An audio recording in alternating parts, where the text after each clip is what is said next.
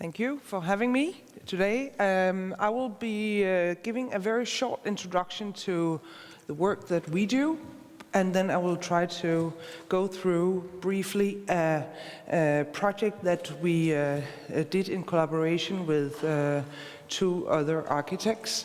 And then I will try to sum up how can we use these strategies to support especially Northern European cities as Copenhagen or Hamburg or different cities like that. Yes, and my name is Signe Kongebro and I'm head of the Sustainability Department in Henning Larsen. Just to say that this company is 50 years old. We are 200 people. We are located in different parts of the world.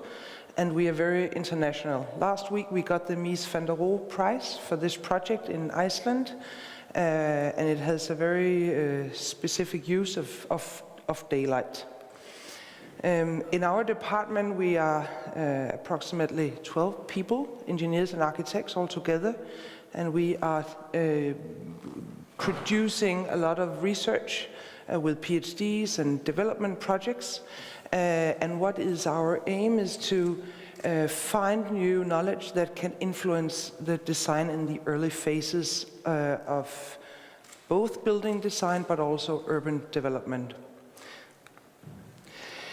And this is my something that it's very important for me to say that sustainability is more than technology, and daylight is more than architecture, and that's right in between that area where we work. So in a way it's two different languages, and it's a lot about creating this bridge between energy benefits and non-energy benefits through buildings.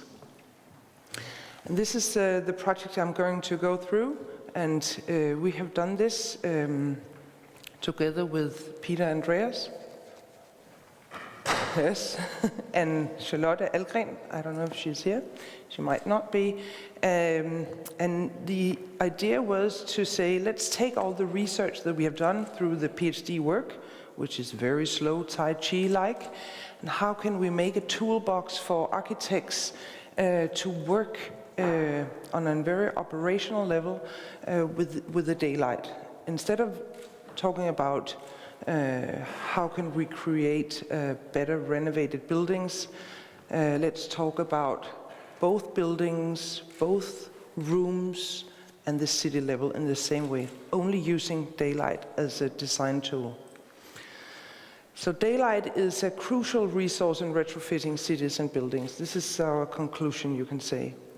And it actually creates an operational strategy, and it's scalable, and it's adding a lot of value to the buildings and the areas where we work. You can say the people that we work with here was, of course, the authorities. Tina was part of the group supporting with knowledge. The owners, also estate people who sell buildings, value buildings, and also the residents, from the inside perspective. So we have these three implementation levels, and I'll go through it very structured. High density cities and daylight are not necessarily conflicting. And I think that's very important for me to say, because we have for many years talked about we will have a lot of people coming to the cities all over the world, and how do we deal with that? And we wanted to work with daylight as a tool to create a new city strategy. This is reality. It's actually from the back of my where I live, and this is you can see the desire for coming outside just to get sunlight, but also air, fresh air, having a small plant, and it's in a very I think it's in a way very scary, but also with a lot of hope in this picture. We took an area in Nørrebro. It's an area with a density of approximately 400%, and We try to develop new strategies with demolishing, but also new buildings, to configure the building structure in a different way. We made new towers, we made new streets, new ways of moving, supporting the pedestrian strategy of Copenhagen. So we will actually make the straight lines for the people walking and the more difficult for the cars. And you can say, how did we do this? We actually tried to say this is the before. So we took part of the structure in that area, and we took away some parts, and we added other parts in that area. And what we found out, or what we studied, you can say, was both the sunlight on the facades of the buildings, but also the sunlight between the buildings. And of course, this is something we need for livability and for energy savings. And this is for the 100,000 new habitants coming to Copenhagen. And it's actually for improving the urban life and the quality of being in, you can say, hyper-local. You can't really see it, but you have actually 20% more square meters in that area, which is odd because it looks brighter, it looks better, higher quality. And we found out that we had 10 to 15 more sun on the facades and 15 to 20% more sun on the ground level. And that's really a useful tool for us. You can't say that this is how we should do it all the time, but especially in this area, we sort of work with the urban structure on the same way as we work with space and rooms and heights and so on. On the building level, you can say that variation is a key word, and I think that we heard it earlier today, that you can't just say that one typology is the best, but it's the variation that really sells. It's also a way of creating an attractive area, because people want to buy apartments where you can sort of find yourself, this is my apartment or this is my house, instead of just all over the same. And this is one of the PhDs. So we also try to look at, facade materials. How can we, if we brighten the facade materials, how can we actually create more reflected light in those very dense areas? And I think we heard earlier that it both helps, for your mentally health, but it also kills bacteria, and I'm very happy about happy about that.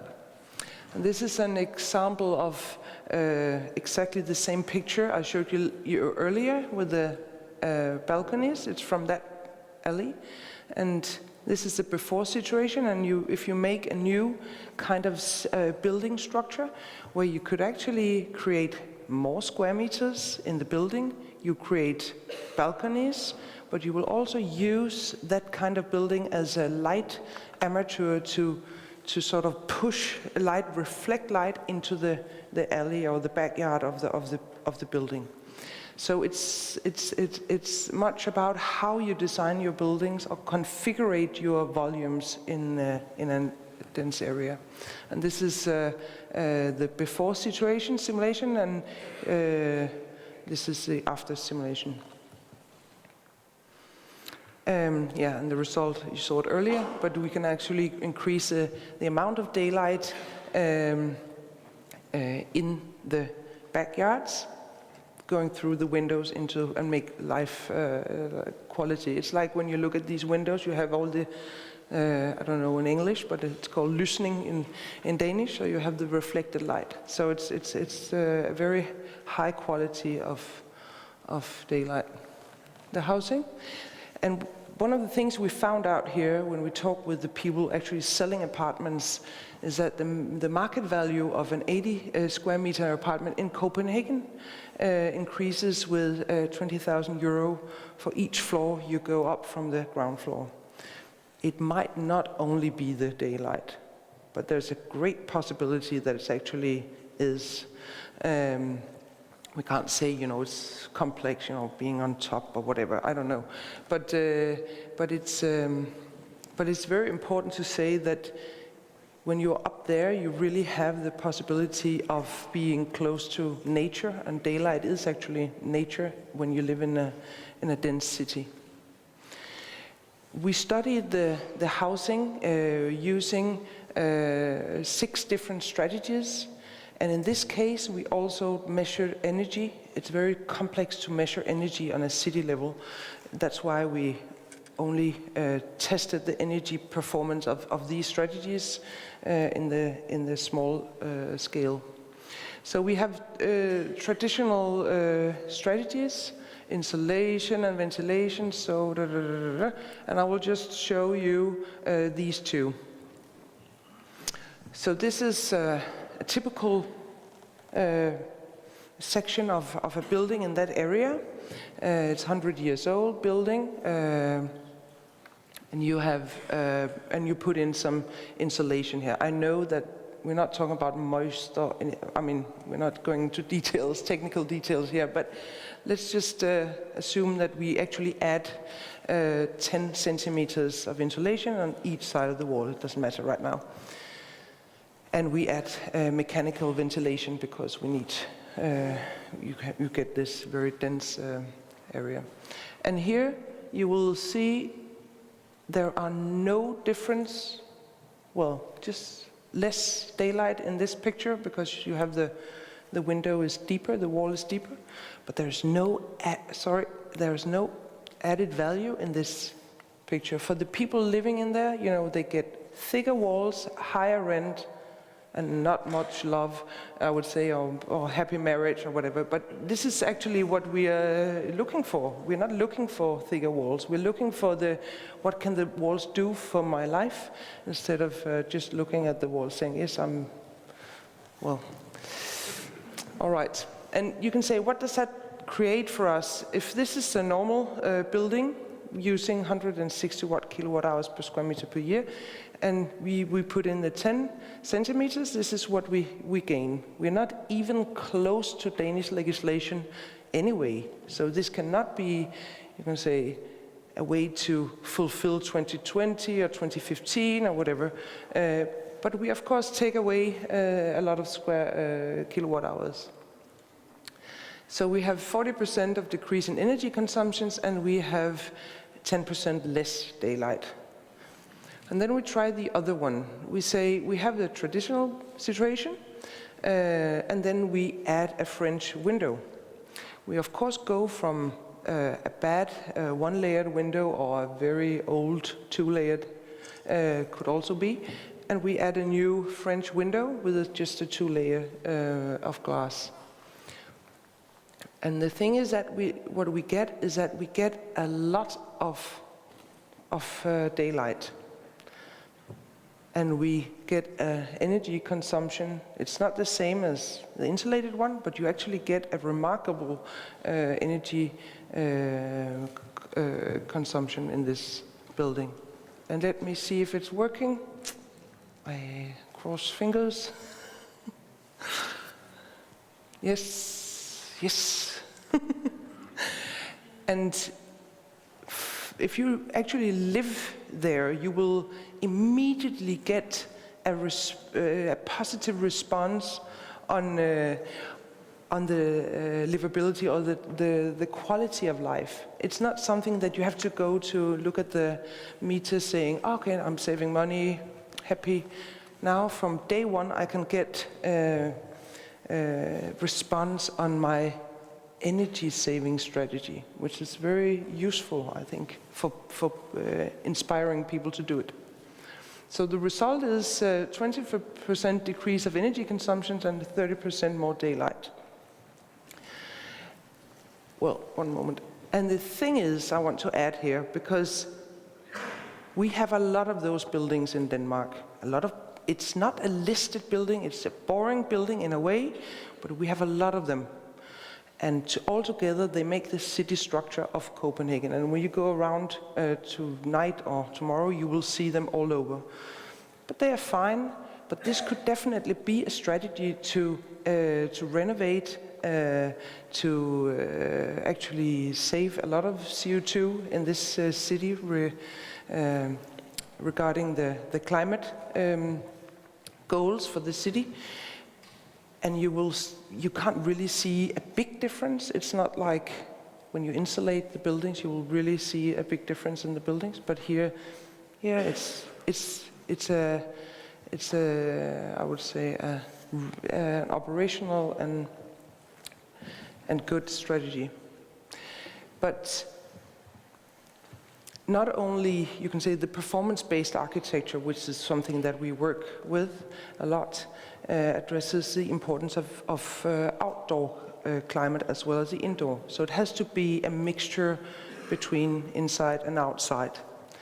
And of course, we need this kind of knowledge to work with and create. And we have made a new book. I just want to tell you that it's possible to sort of see how we use this kind of knowledge, this kind of study, as I just showed, but as a strategy to different projects that we have done. And in this book, we have 25 examples of projects how we work with the knowledge. Thank you. I'm ahead of time.